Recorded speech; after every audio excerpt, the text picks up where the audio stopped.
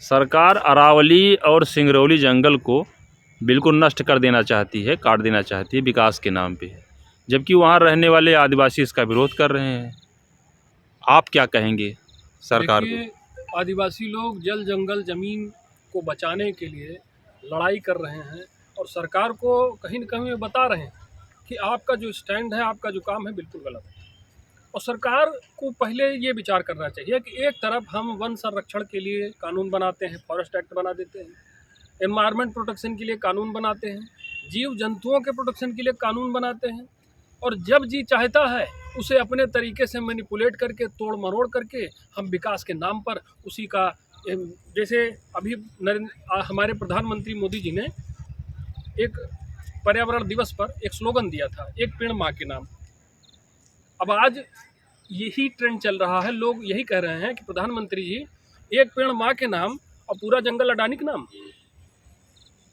ये आंदोलन चल रहा है। जरा सोचिए, एक भरा पूरा जंगल है कोई, और उस जंगल में केवल पेड़ ही नहीं है, वृक्ष ही नहीं है, एक पूरा इकोसिस्टम वहाँ पर होता है, जीव जंतु हैं, सब एक दूसरे पर निर्भर हैं।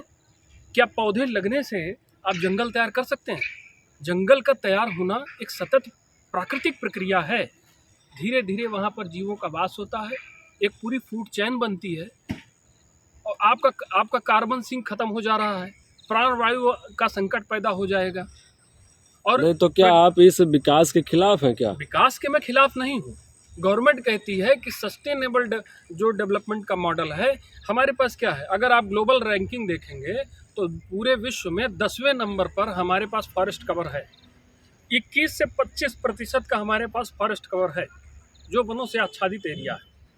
इसमें वो भी शामिल है जहाँ इधर उधर पौधरोपण कर दिए हैं। लेकिन मैं पूछना चाहता हूँ, 20,000 50,000 पेड़ लगा करके क्या एक जंगल के विनाश की आप क्षतिपूर्ति कर सकते हैं? उदाहरण ले लीजिए आप दिल्ली का। दिल्ली में हवा, पानी सब कुछ दूषित हो चुका है, भोजन दूषित हो चुका है। अब ये बताइए, वहाँ किसी तरह के विकास की कमी है? वहाँ क्या कुछ नहीं है, सारी सुख सुविधाएँ हैं, हाईटेक व्यवस्था है, आधुनिकता है, सब कुछ है। फिर भी वहाँ लोगों को ये हिदायत दे रहे हैं बड़े बड़े डॉक्टर्स कि अगर संभव हो तो दिल्ली छोड़कर चले जाए, गांव चले जाइए, अपने गांव चले जाइए, कुछ दिन गांव रह पे आइए, ऐसा कहते हैं। तो वहाँ प्राणवायु का संकट पैदा हो गया, जल में विषाक्त पदार्थ पहुँच गए, पूरी फूड चेन वहाँ पर प्रभावित होने जा रही है। तो आप भी अपने विकास के मॉडल से प्रकृति को कुचल करके ये जो विकास का मॉडल तैयार करेंगे, दिल्ली जैसे हालात पूरे देश में लाना चाहते हैं? इस हवा को आप बना सकते हैं, इस पानी को आप बना सकते हैं? है कोई व्यवस्था आपके पास? आप ऐसा नहीं कर सकते हैं। आप केवल कंक्रीट का जंगल खड़ा कर सकते हैं। और अरावली के सभी आदिवासी भाइयों के साथ, सिंगरौली के सभी भाइयों के साथ, और जहाँ भी अडानी भगाओ का आप लोग अभियान चला रहे हैं, हम लोग किसी कॉरपोरेट के खिलाफ नहीं, किसी गवर्नमेंट के खिलाफ नहीं, लेकिन आप गलत कर रहे हैं, इसको आपको महसूस करना क्या चाहिए। विकास जंगलों को काट के ही किया जा सकता है कि कोई और तरीका है? हमारे पास बहुत सारे ऐसे उदाहरण हैं। अगर हम और देशों को देखें तो वहाँ पर वो लोग पौधों को ट्रांसलोकेट कर देते हैं। जब आपने हाईवे बनाया तो बगल के जितने वृक्ष थे सब आपने अंधाधुंध कटाई करा दी। उन पौधों को ट्रांसलोकेट किया जा सकता था, वहाँ से उठा करके किसी और जगह उनको स्थापित किया जा ये सकता। मॉडल हमें लगता है आपने कहीं विदेशों में देखा होगा, भारत में तो ऐसा मॉडल नहीं हो सकता। भारत में तो ऐसा मॉडल है आप नहीं। यहाँ केवल अब दिल्ली वाला मॉडल पूरे देश में फैलाना चाहते हैं। कोई भी नई टेक्नोलॉजी आती है पूरे विश्व की, रफेल जहाज आ जाता है आपके भारत में, यहाँ तो नहीं बना, वो बाहर से ही मंगाया गया।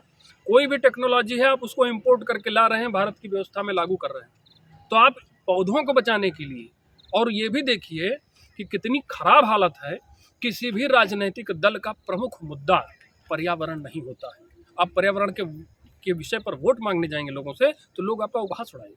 नहीं तो कैसे रहेगा जबकि आपके अस्तित्व की आधारशिला है वो। कैसे रहेगा कि जब पक्ष विपक्ष और सपक्ष सब लोग जो है पर्यावरण का ही दोहन करते हैं, उसी को काटते हैं। कोई भी आता है सरकार में वही उसको काटता है, बर्बाद करता है।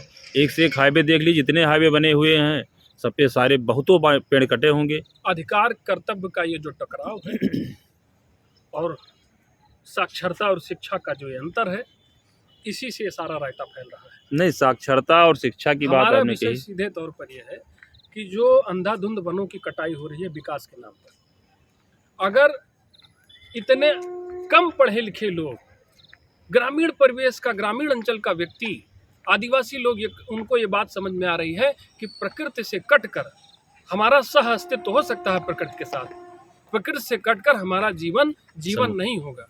फिर दिल्ली वाला मॉडल आप पूरे देश में लागू करेंगे और पूरे देश की आबो हवा जब दूषित हो जाएगी तो कहाँ भाग के जाइएगा साहब? तो कहीं कुछ कहाँ नहीं। शरण मिलेगी आपको? इस बात को समझने की जरूरत है। आज आदिवासी यही कह रहे हैं आप सबसे कि एक पेड़ माँ के नाम तो पूरा जंगल अडानी के नाम क्यों कर दिया जाए? पौधे लगा करके आप वनों की क्षतिपूर्ति कैसे करेंगे?